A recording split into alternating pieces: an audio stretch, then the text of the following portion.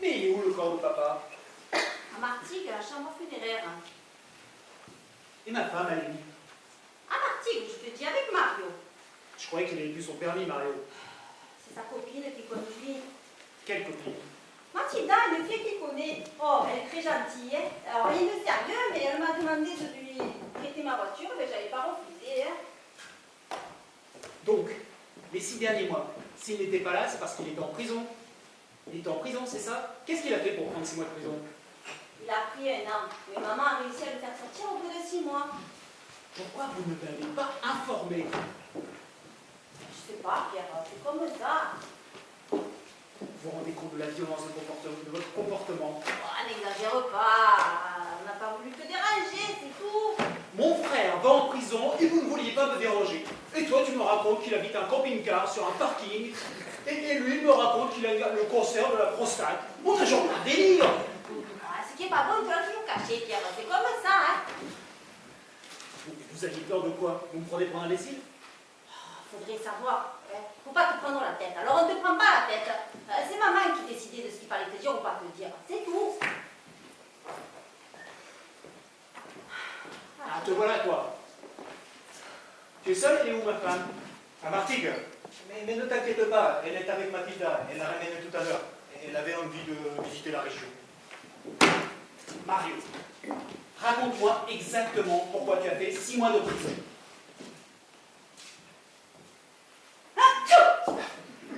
À cause de la grippe aviaire. Grippe aviaire? Oui, Jeannot, le voisin, il a empoisonné ses volailles à la morora. Il a vu à la télé qu'elle devait être confinée. Mario, il a pas voulu. Alors le lendemain, eh ben, il les a trouvées mortes, les 42. Et Mario, ben, il a un peu bousculé. Papa était là?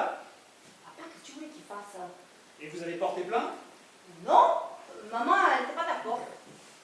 Maman, mais pourquoi? Elle ne voulait plus ici que je sache. Tu crois ça, toi? Attendez, il n'y a aucun risque pour la grippe aviaire ici. Oui, c'est vrai. Mais il y avait déjà eu les chats. Alors les voisins, il faut les comprendre aussi. Hein. Qu'est-ce que c'est que cette histoire de chat? Mais tu n'étais pas au courant pour les chats? Non, j'étais pas au courant pour les chats. Bon. Ben, il y a 3 ans, Jeannot, il a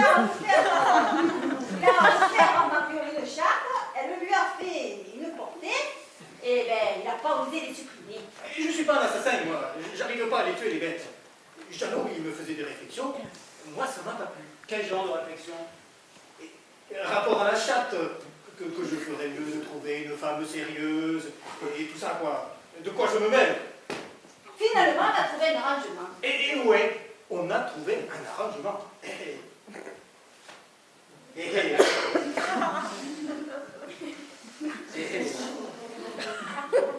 Ah oui, j'ai mis la chatte avec ses petits à la brocante, je les nourrissais tous les jours.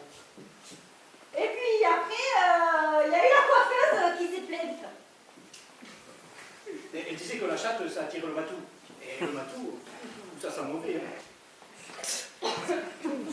Alors Mario, il s'est énervé, il a insulté, il a traité de connasse. Alors, c'est vrai, tout le monde te le disait que c'était une connasse, c'était quoi?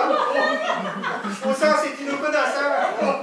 Arrêtez de me prendre pour une bille. Ne prends pas 6 mois de prison pour ça, quand même. Il y a encore beaucoup de choses que vous vouliez me cacher.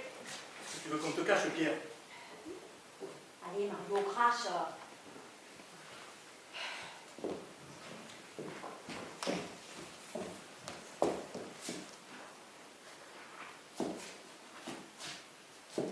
Il y a eu un petit problème à cause de Mathilda. Quel problème?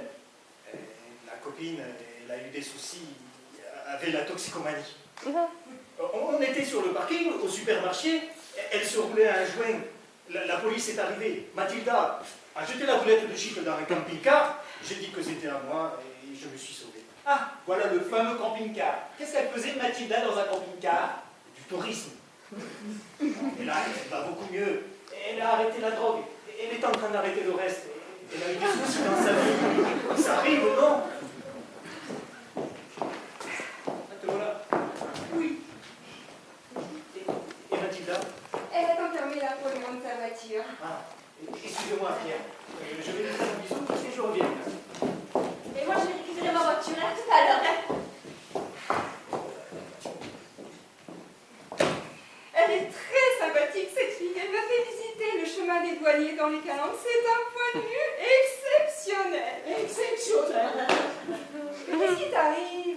Nous sommes venus ici pour l'enterrement de papa, pas pour faire du tourisme.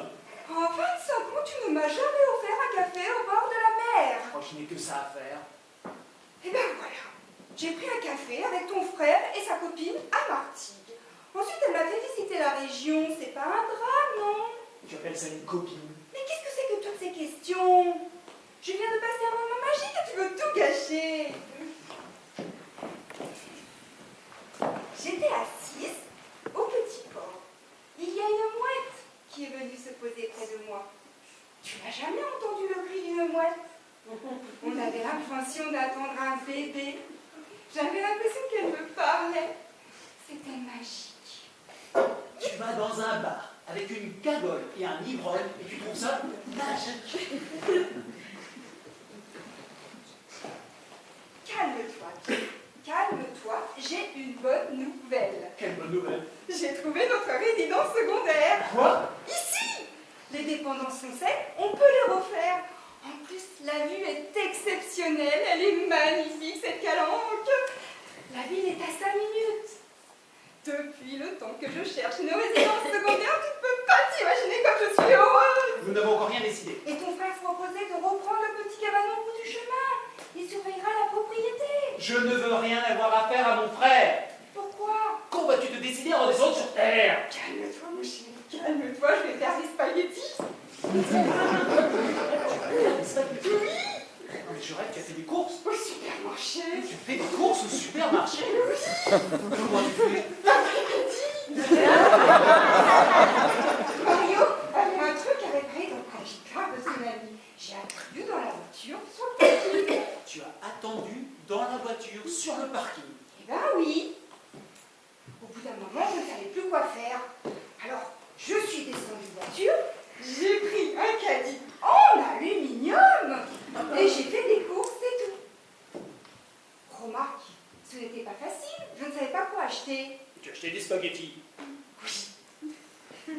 J'ai suivi une grosse dame et j'ai pris la même chose qu'elle. Alors ça l'a intriguée et elle est venue me voir et elle m'a expliqué comment faire les spaghettis bolognaises. Avec de la viande hachée, des oignons et du fenouil. Du fenouil. Tu n'aimes pas le fenouil? Tu as appelé ton père? Pourquoi faire? Ce n'est pas la peine, il va venir. Il va venir? À l'enterrement.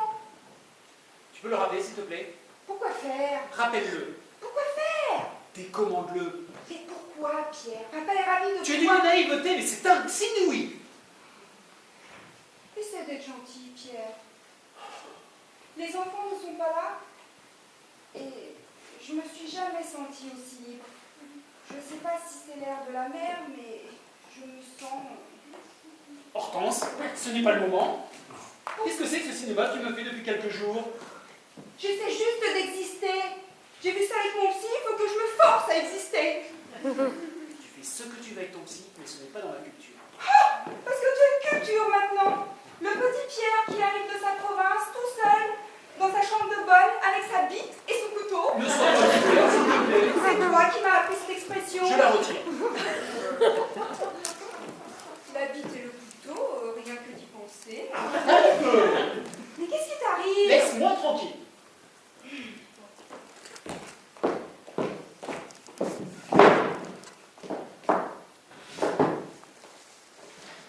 La banque m'a appelé l'autre soir. Et alors? J'ai rien compris. Une histoire de stock option. Le conseiller m'a dit que tous les jeudis, 1000 € sortaient du compte. Et alors? Tu rentres tard tous les jeudis soirs. Quoi? 1000 € tous les jeudis, ça fait cher la culture. Tu es complètement folle. Oh, tu sais, les hommes mariés, après 25 ans de mariage, ils vont souvent voir des escort girls. J'ai vu ça avec mon psy, il n'a pas eu l'air étonné. Elle t'embrasse. Qui m'embrasse? Mathilda. Pourquoi elle m'embrasserait? Oh, arrête avec tes mauvaises ondes. Tu devrais aller voir un psy, tu es de plus en plus angoissée. Hortense, si ça te fait plaisir d'aller 3 fois par semaine chez un type qui te pique ton cognon pour écouter ce que tu as envie d'entendre, c'est ton problème. Il ne me demande pas de faire la même chose. J'ai l'impression que plus tu vois ton psy, plus tu deviens folle. C'est une folie bien agréable, ça m'ouvre l'esprit. Je découvre des zones d'ombre et de lumière. Ah, sûr que ça amène de la lumière. Hein. De quoi je me mêle? Ça, pas contre toi. Moi, j'en ai vu un. Ça m'a éclairci l'avenir. Et ouais.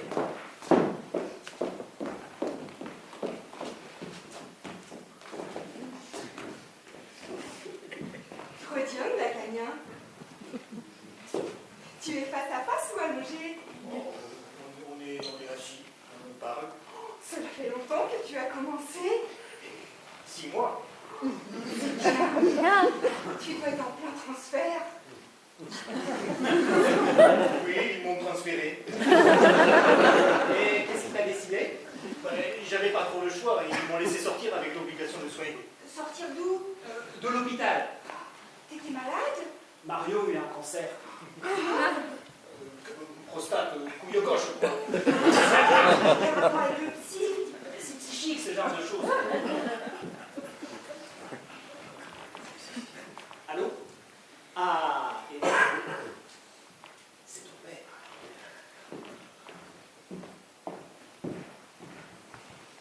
Est-ce qu'il a l'air gentil quand il parle à votre père? Il est toujours gentil avec le pouvoir. Quand il n'est pas en contact avec le pouvoir, il en est malade.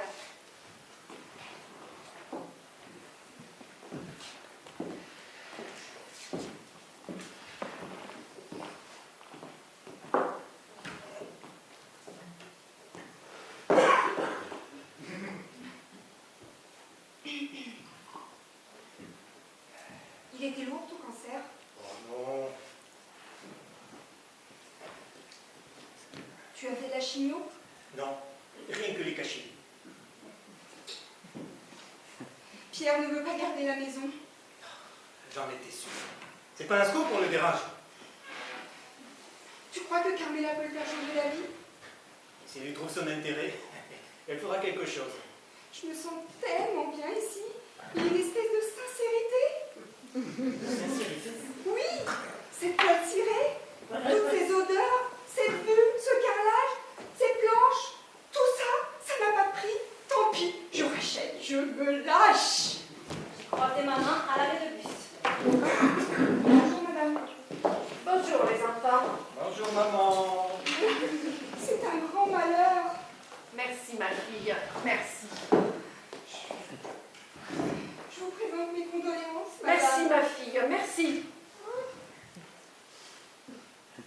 Il avait l'air tellement gentil. Partir aussi brutalement. C'est le destin. Vaut mieux lui que moi. Hans, papa et maman venaient juste de divorcer. Je ne savais pas. J'ai demandé le divorce il y a 12 ans. Et je l'ai obtenu il y a 15 jours. Je ne savais pas, c'est encore plus triste. Bonjour maman. Je viens d'avoir le père d'Hortense. Il est désolé, il met une courette aux obsèques. Mais il pense à nous. Tu l'as décommandé. Tu es passé à la banque ce matin. Je t'explique, maman, c'est rapport aux impôts. Impôt ou pas impôt, ce n'est pas très élégant. Votre père n'est pas encore refroidi et vous vous précipitez déjà à la banque. Mais là, c'est pour récupérer mon argent. Parce que j'ai plus de compte en banque en ce moment. Tu n'en as jamais eu. Maman, ne nous énervons pas. À qui t'énerver ici? Où est l'argent? Bah, c'est moi qui, je comptais le redistribuer. Donne.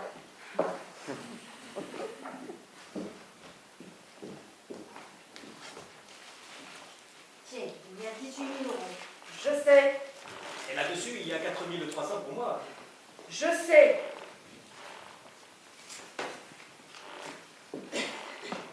Tiens, Merci maman. Il reste donc 14 000 euros. je sais. Quoi, la sainte vergogne?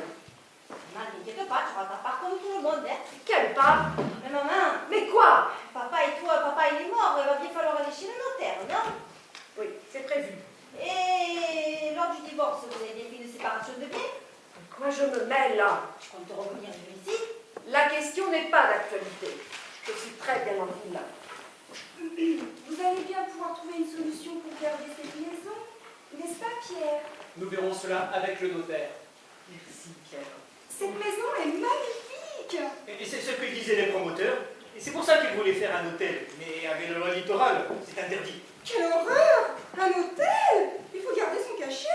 Quel cachet! détaché. Il y a une partie en bois, un côté en parpaing, des tôles à la véranda, toutes les pièces sont biscornues. C'est sublime.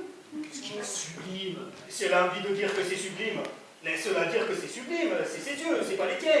J'ai une copine d'Aix qui est venue l'autre jour. Eh ben, elle a dit la même chose qu'Hortense. Hein. Et la maison derrière, et le terrain derrière, il est à vous? Et ça va jusqu'au chemin, derrière le cabanon. Oh, mais c'est immense. Et 4800 mètres. Ça doit valoir une Et c'est fortune. ce que disent les promoteurs. Mais papa a toujours refusé de vendre, même à 800 000. 800 000 euros? Il y en a même qui a proposé 1 million. 1 million d'euros? Et nouveau, hein. Oui, mais celui-là, c'était un Tchapakang, hein. Il voulait zapper la loi littorale. Si on vous a proposé ces sommes-là, c'est que cette maison a une grande valeur. Il faut qu'elle reste dans la famille. Si vous croyez qu'on a les moyens de se passer des millions d'euros, Peut-être qu'il avait du talent, le père. ça se saurait. Cette propriété est magnifique. Il faut qu'elle reste dans la famille. Nous verrons cela. Le notaire va travailler. Nous avons rendez-vous à 11 h à l'étude avec Maître Fabre. Mais maman, je peux pas. À 11 h, je peux pas, c'est pas dans mes horaires. Tant pis pour toi, fallait pas faire le couillon. De toute façon, on n'a pas besoin de toi. Ah ça, je le sais que vous n'avez pas besoin de moi. Hein. D'ailleurs, le psychologue, il me l'a confirmé en prison. Tu vas te taire, oui. Mais pourquoi étais-tu obligé d'aller en prison pour voir un psychologue? Tu n'en as pas trouvé un en ville? On t'expliquera. Tu n'as pas trouvé de psy en ville? Allez, tout le monde est fatigué. On va reprendre nos esprits et organiser bien tranquillement la succession avec le notaire. S'il vous plaît, il y a quelque chose qui me chiffonne. Mario, pourquoi tu étais en prison pour voir un psy? J'étais en prison. Mario a fait un séjour dans un lieu de privation de liberté. J'étais en prison. Mais ils m'ont laissé sortir avec l'accord du psy. Tu n'étais pas en prison. Avec l'obligation de soins. Tu n'étais pas en prison. Et c'est pour ça que j'ai une Rolex. Une Rolex? Il paraît qu'à 50 ans, si t'as pas ta Rolex, tu as raté ta vie.